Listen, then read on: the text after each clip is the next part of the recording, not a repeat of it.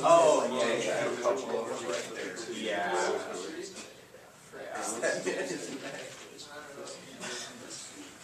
Yeah, so next time, it's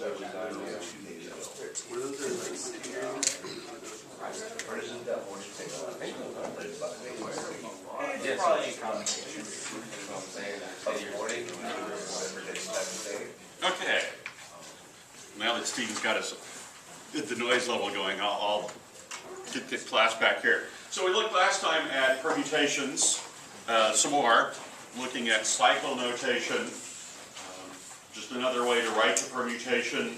Requires a little less writing, but you have to kind of interpret it appropriately. Any kind of questions on those?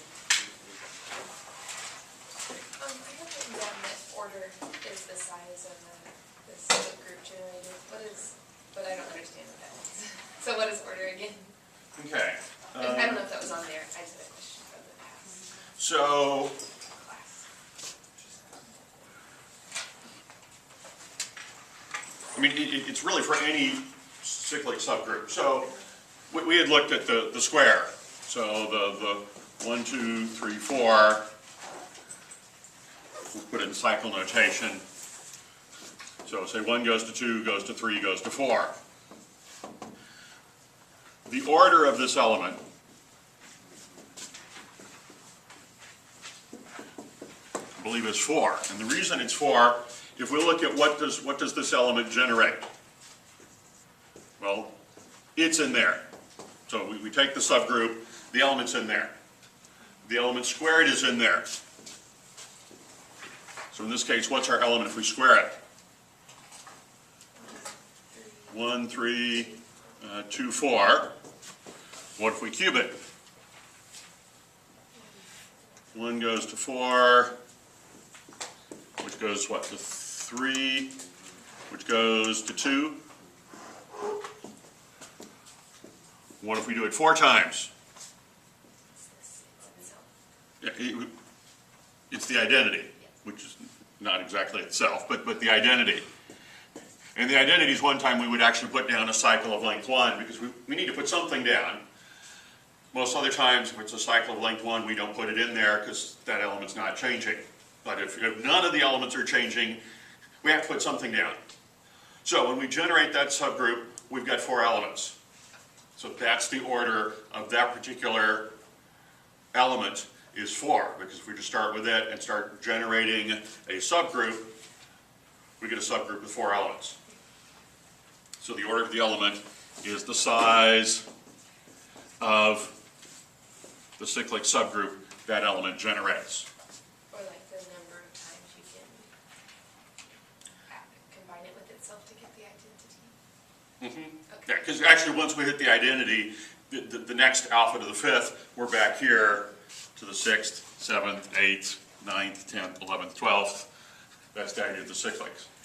And we've seen that other places too. I mean, in say Z4, if we start with, under addition, if we start with 1, 1 plus 1 is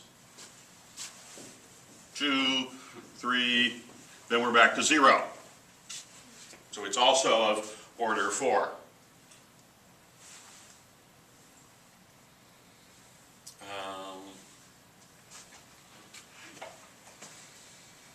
What if alpha wasn't just like 1 parenthesis? Like what if it was like the 2 or 3 that we've seen? Okay. So, I'm trying to remember if they actually asked this question. I don't think they do on there, but I think on the homework set, unless I did it wrong, it comes up. Okay. Well, let's just pick one. So say 1D here. We've got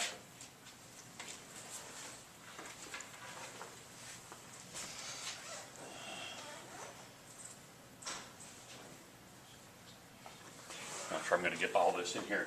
But 1D we've got 1, 2, 3, 4, 7. So that's our alpha. 1, 2, 3, 4, 7. What's alpha squared going to be?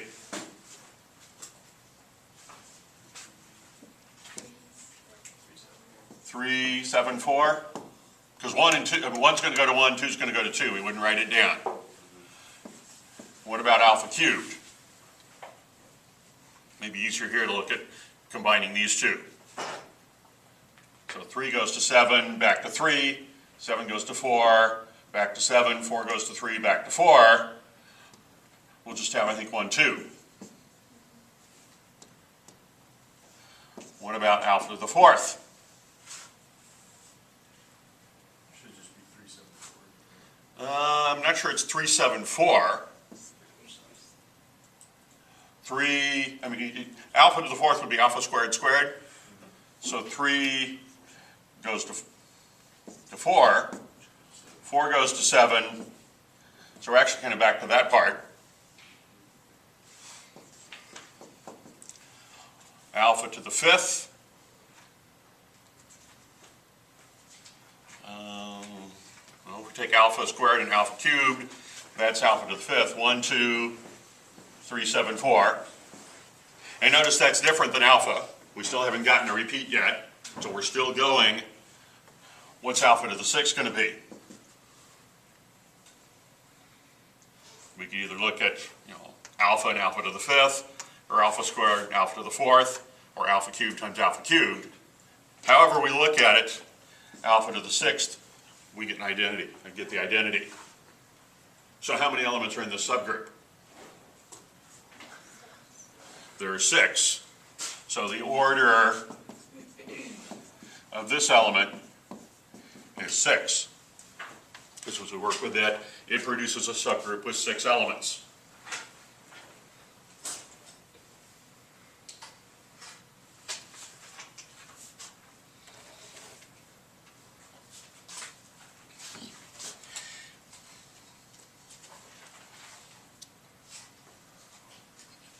Trying to think of some other examples maybe we might think about.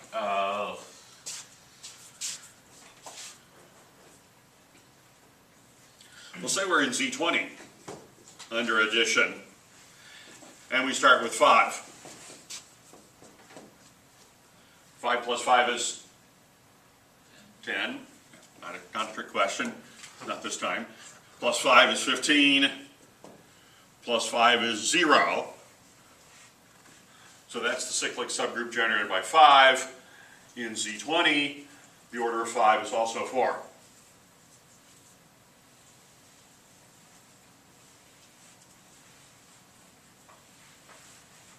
So the order of an element is the size of the cyclic subgroup it would generate. And I don't remember if we talked about infinite order. I mean, if the group itself was infinite, say in the integers, if you start with 2, plus 2 is 4, 6, 8, 10, 12, and you throw in the negatives, you get an infinite subgroup. You could call generated by 2. Well, 2 doesn't have a finite order in that case. So are all those a cyclic subgroup then? The cyclic subgroup is the set of these 6 permutations, those 6 elements. Yeah, I mean, in general, when we say the cyclic subgroup generated by alpha, we start with alpha, we square it, we cube it, we keep going. Eventually we will get to the identity if we're in a finite group. And when we get to the identity, we're done, because then it cycles back. That's kind of where the name cyclic comes from, is you get to the end and you cycle back. It's kind of even why we're calling this the cycle notation. Where does it go, where does it go, where does it go? At the end, you cycle back to the beginning. So there's still kind of that cycle idea of just going round and round. Here, it's where do the elements, or where does each number go, and we cycle back around, and it's one element in the cyclic subgroup. We start with an element, square it, cube it, etc., till we hit the identity when we cycle back around.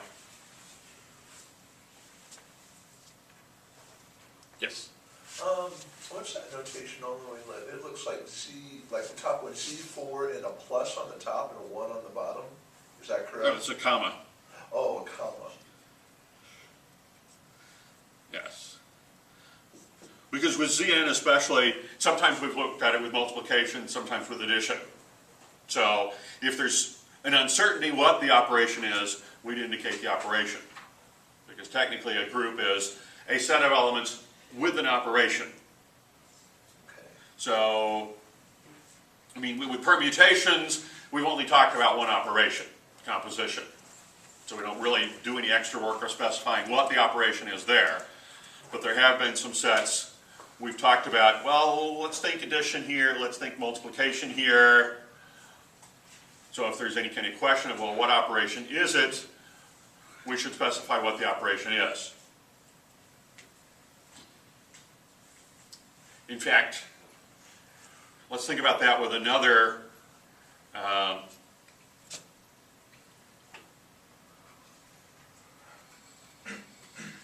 another example. So let's see if I can think of another example I want to work with.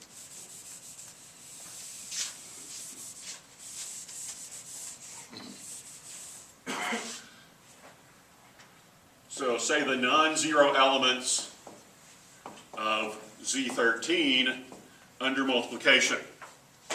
So 1 through 12, but we're still thinking we're on a 13-hour clock, but we're going to be multiplying.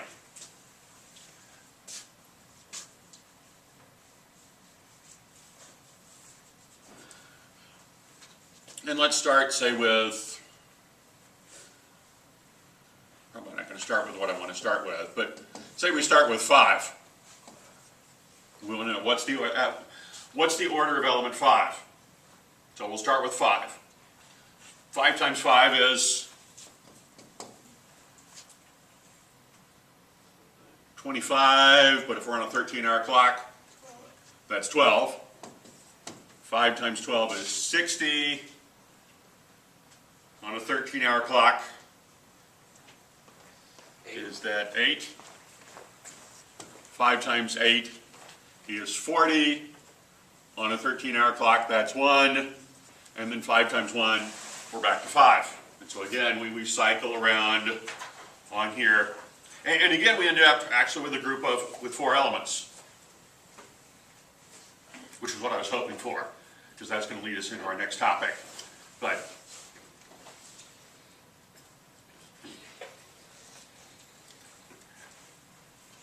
in fact, our next 2 topics are both going to deal rather heavily on this idea of cyclic groups and the generating of cyclic subgroups.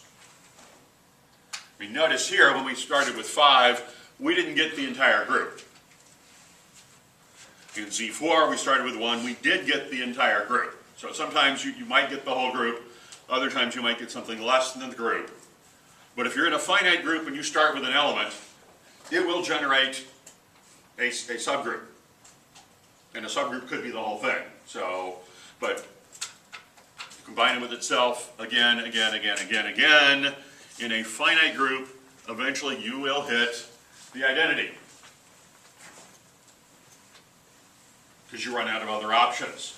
And you can't have any kind of repeats other than the identity, or you hit the identity before you hit any other repeats. We did look at a proof of that at one point, that you know, if alpha to a power times alpha and alpha to another power are the same, somewhere in our list there was the identity before we saw that other repeat. We may not have realized it, but the first repeat we actually get is the element itself, right after we hit the identity. There can't be any other kind of repeats as we work with this.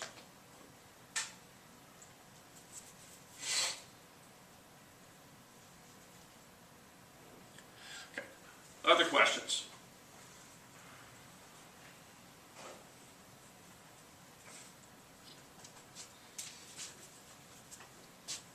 Okay. Well, we've been looking last 2 or 3 days at permutations, the idea of mappings, as a more abstract type of element that we could work to build groups out of using functions, which is a totally different way than we normally think of as a function. We normally think of functions as what they do, not sort of a whole process. I mean, what they do to individual elements, not as the whole process. Today we're going to kind of step back and think a little bit more about, well, what do functions do to individual elements? But we're really going to try to address the question of, how do we know if groups are different or not? Or do we just, change the names to, that nothing is really all that different? I mean, we've got 4 what really look to be different groups with 4 elements. And the question is, are they really different? I think we would all agree, say, this group and that group are really different. Because that one's got 6 elements, and this one only has 4. So if there's a different number of elements, I don't think I have any trouble, I don't think, convincing you those are different groups. You can't just rename, rearrange. If they don't have the same number of elements, they're different groups. But if they have the same number of elements, that's not necessarily enough to convince us they are different groups or not. In fact, let me put up one more group. So let's look at Z2 cross Z2, which is 0, 0, 1, 0, 0, 1, 1, 1. That also has 4 elements.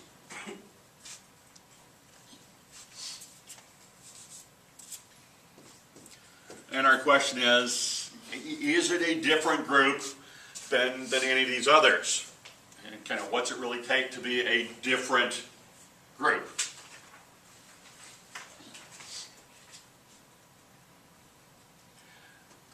And that's the concept we want to look at today. The mathematical term is groups are isomorphic.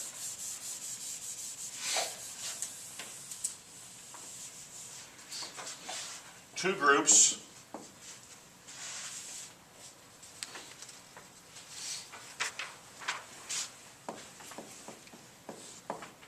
say G1 and G2 are isomorphic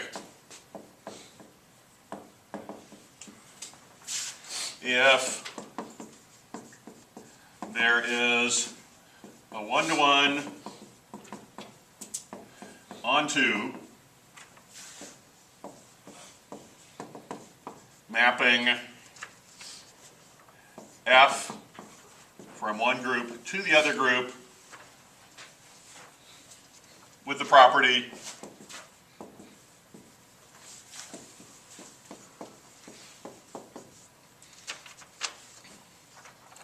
that F of AB equals F of A, F of B.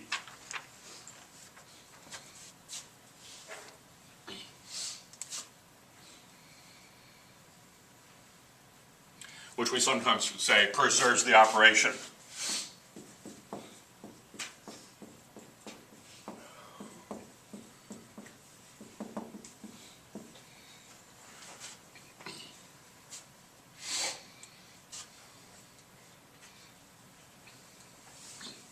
And a key thing to kind of note here, this operation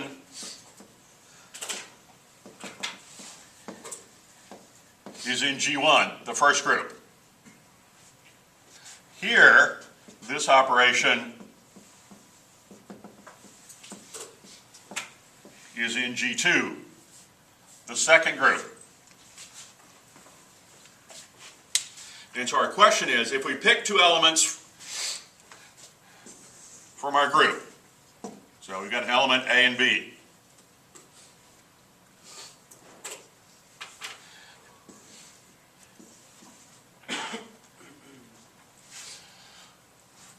if we map A first and map B first, and then combine over in G2, do we get the same thing as if we combine them first in G1 and then map them? And that's really kind of the question. Does the order in which we do this, because we're combining and we're mapping, does it matter if we combine first and then map, or map first and then combine?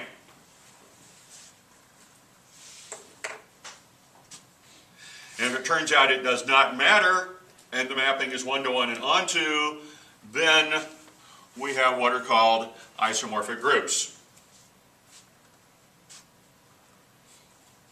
So the groups are isomorphic if we can produce this mapping, and the mapping, in fact, then is called an isomorphism. It's the mapping that does this. So we kind of use the isomorph, I guess the adjective form and the noun form. The mapping is an isomorphism. The groups are isomorphic. If we can do this.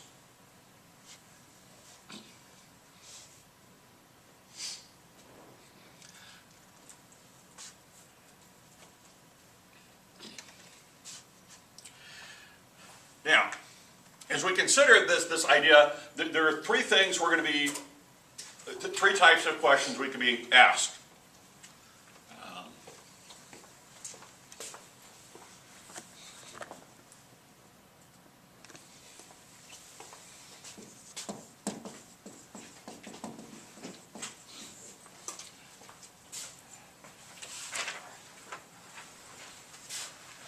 The first one is, I think, the easiest one to address. Given specific groups, G1, G2, and function and mapping F, is F an isomorphism?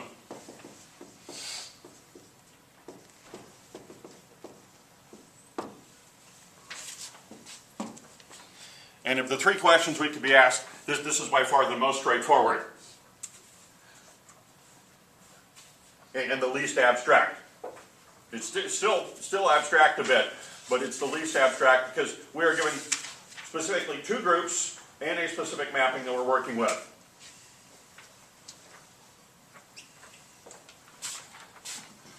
The second kind of question we may see is given specific groups, G1 and G2, are they isomorphic?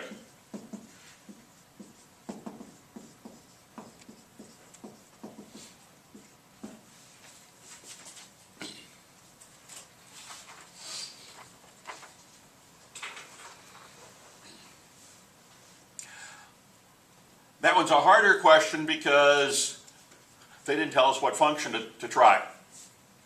We've got to come up with that ourselves.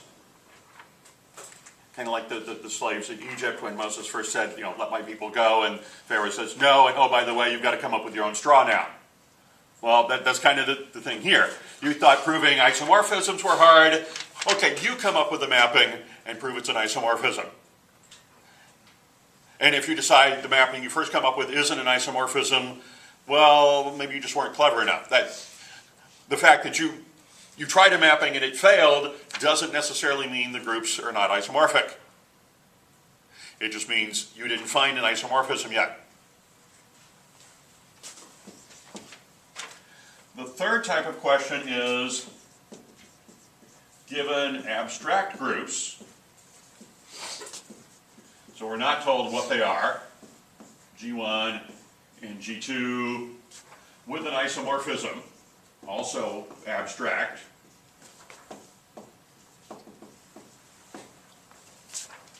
Prove something.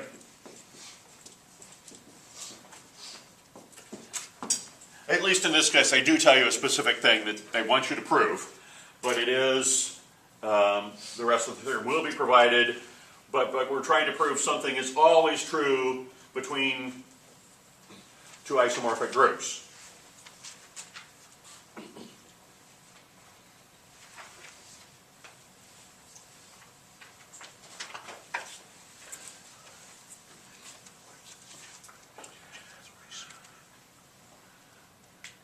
Today I think we'll have time to look at an example from question 1, or the type 1, and probably an example from type 3. And we'll come back Monday and look a little bit more at this.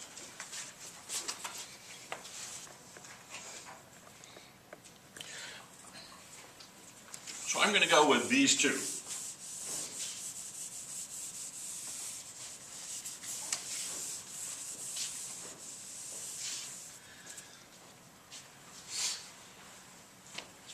So this is my group G1, this is my group G2, and I'm going to claim, or try, f of x equals 5x.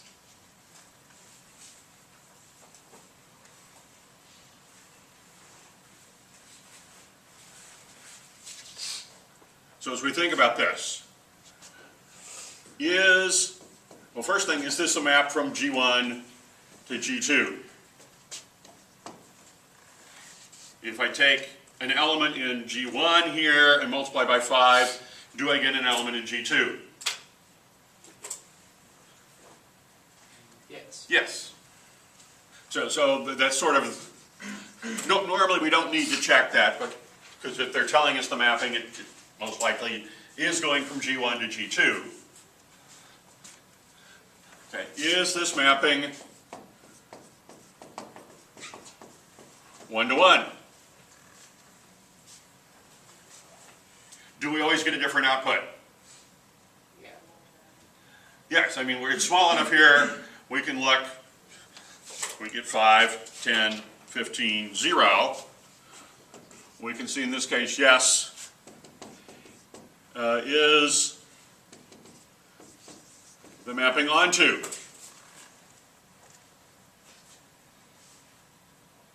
Did we get all these elements? And we did.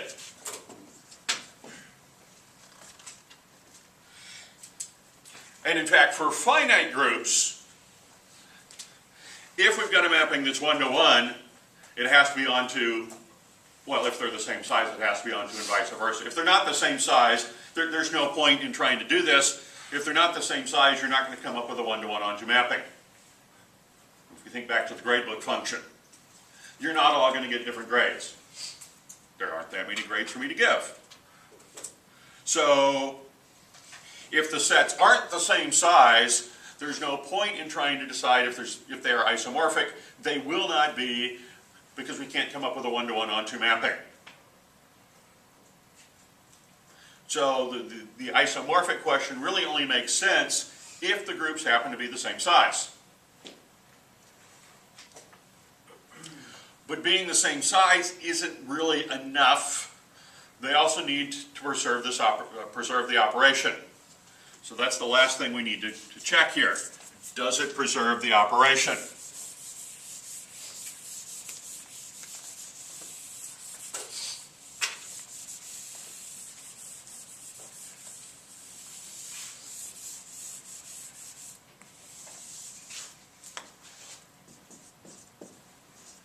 So does it preserve the operation?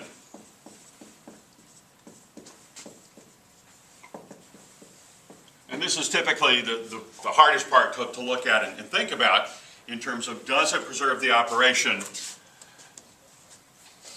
So in this case,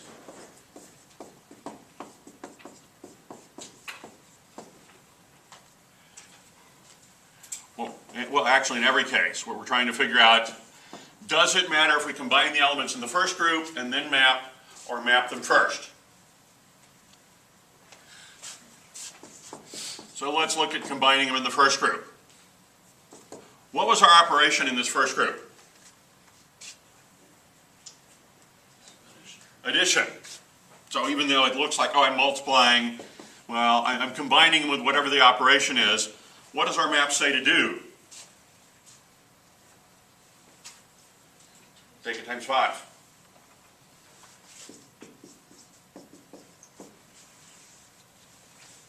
So that's what we get if we add them first and then map.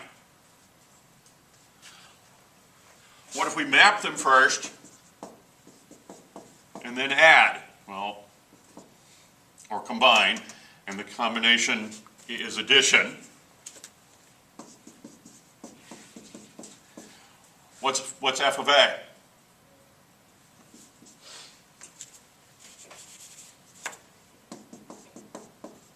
F of a is 5a, right?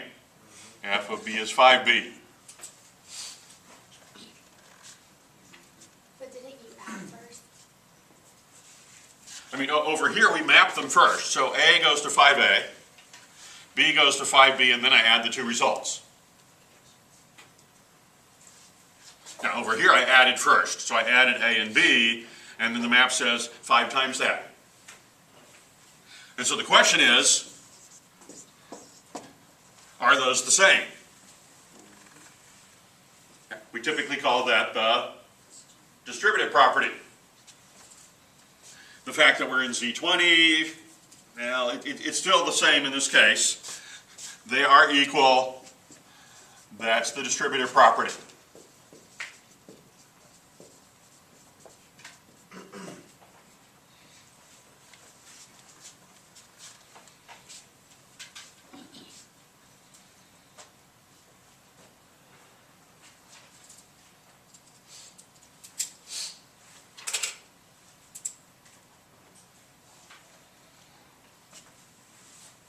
So these two groups are in fact isomorphic.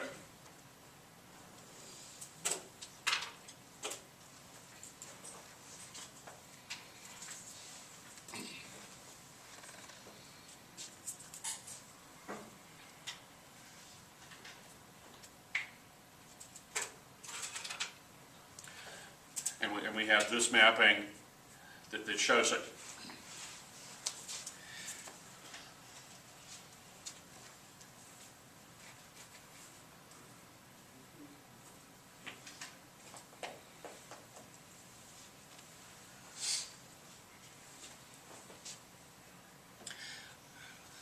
Let's look at another example.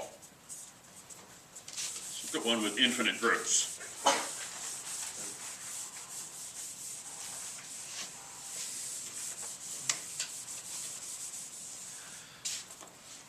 So let's have G1 be the group of all reals under addition, and G2 be the group of positive reals under multiplication. I'm going to have the mapping f of x is, let's say, 2 to the x.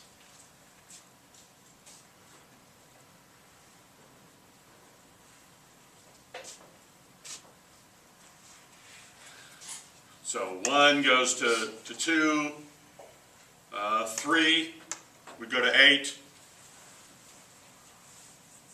Minus 2 would go to 1/4. That's the mapping. 3 questions we've got to answer here. Is this 1 to 1? Is this onto? And does it preserve the operation?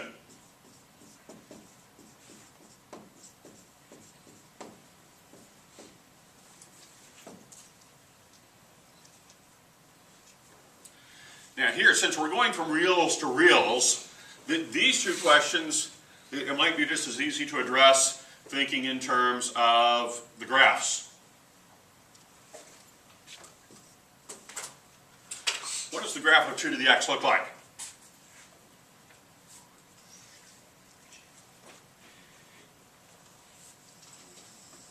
Something like that? So in 2 to the x, we can put in every real, right? That works. And we get out every positive real. And there are no repeats, right? I mean, on a graph, 1 to 1 is we could call it a horizontal line test. Every horizontal line crosses only once. Onto every horizontal line does cross at least once. So if we're crossing every horizontal line exactly once, it's both 1 to 1 and onto. So from the graph, we can see this is 1 to 1 and it's onto. Question then is, okay, well, does it preserve the operation?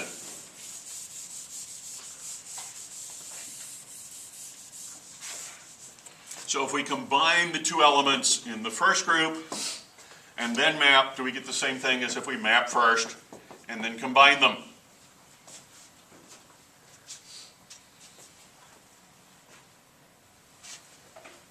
In our first group, our operation is addition. In this case. What is f of a plus b? 2 to the a plus b power. In our second group, our operation is our usual multiplication. F of a is 2 to the a, f of b is 2 to the b.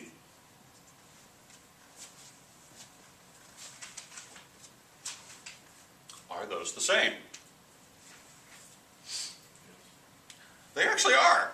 I mean, that's one of our properties of exponents. Just taught that yesterday or Friday or last class period in college algebra. 2 to a power times 2 to another power, we add the powers. These are equal. The operation is preserved. We have an isomorphism.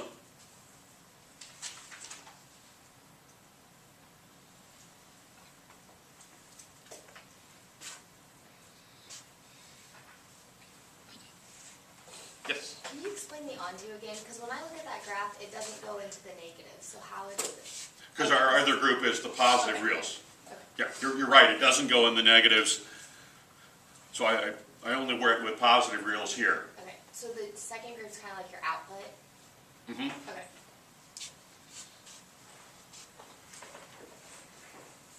I mean, we're trying to pair up everything in the first group with everything in the second group. I mean, with no repeats. The onto is everything in the second group is paired with something. The one-to-one is it's paired with only one thing.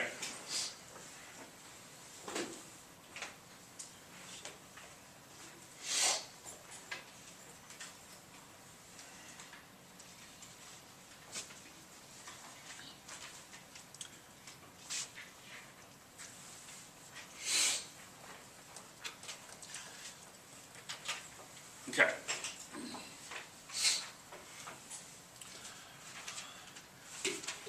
Maybe we should see an example of something that doesn't preserve an operation.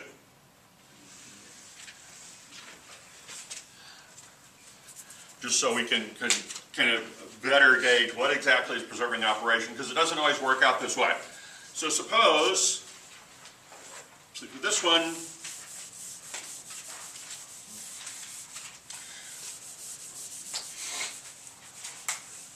let's go from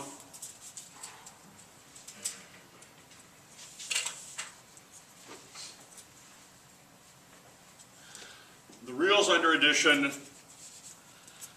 to the reals under addition, and we're going to map x to x cubed.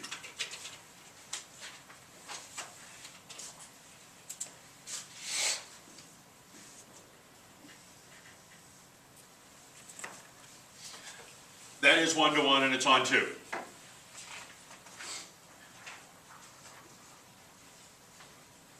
The question I want to consider here is, okay, does it preserve the operation?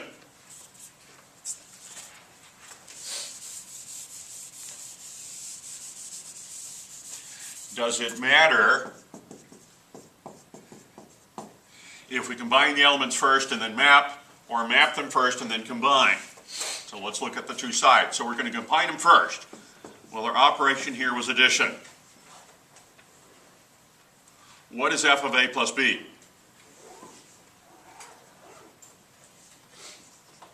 A plus b cubed. That's what the mapping says, right? Take your input and cube it. If we map them first and then combine, well, again, our operation is addition in both groups this time. F of a is a cubed, f of b is b cubed. Are those the same? They are not. Although the first time a beginning algebra student sees something like that, they want to say they are. Why shouldn't they be? And you have to do some work to convince them that no, I mean, you'd probably start with a plus b squared is not a squared plus b squared. There's some middle term when you FOIL. So they're not the same. So here's a case where the operation is not preserved.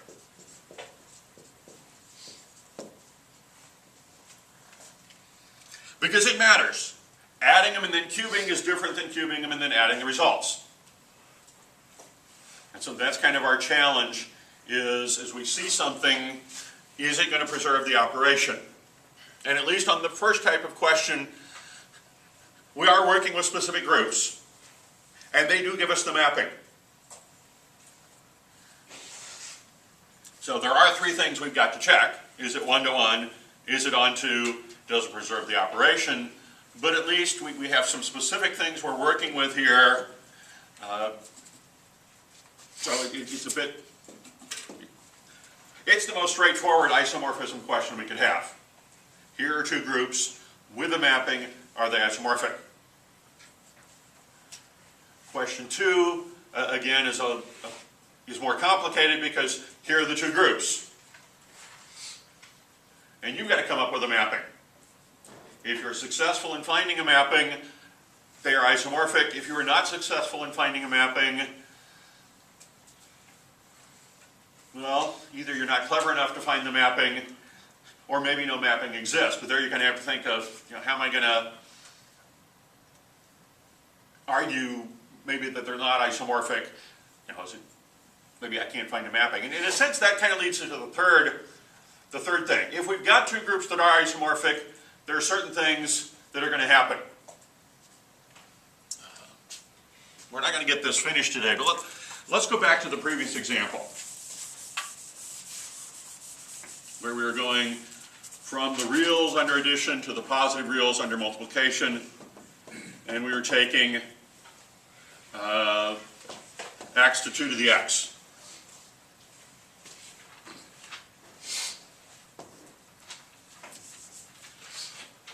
So we had our group here, we had our group here. What's the identity of this group? Under addition, the identity is 0. Where does it go? To 1. Anything special about 1 in that group? The smallest number. Well, smallest one right now. It's the identity in that group. Yeah. The identity mapped to the identity. Is that always true? Could we prove it? Not in 3 minutes. But Monday we'll try to come back and prove that. But yes, the identity is going to have to map to the identity.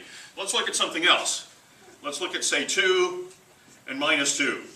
Where does 2 go? 4. Where does minus 2 go? 1/2. It's a 1/2 or 1/4. 2 and minus 2 are inverses of each other, right? What about these two? Reciprocals. They're inverses of each other. Same question. Is that always going to be true? Could we prove it? Not in 2 minutes. Yeah, not in 2 minutes.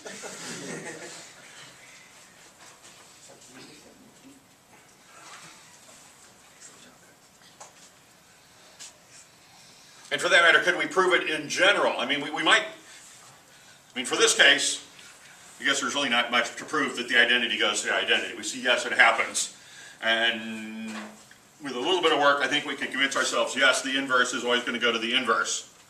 But if all we knew we had was two groups with what was claimed to be an isomorphism, could we in fact prove the identity has to go to the identity and inverses have to go to inverses?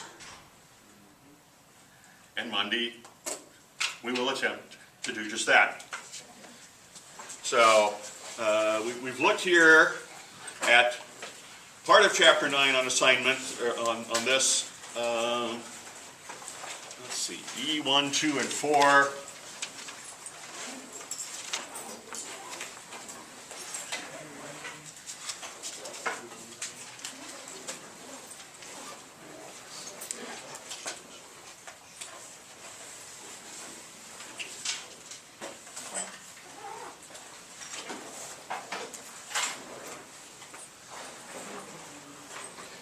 I mean, take a look at those. We'll probably have to look a little bit more at some of that on Monday as well. So I will see you Monday.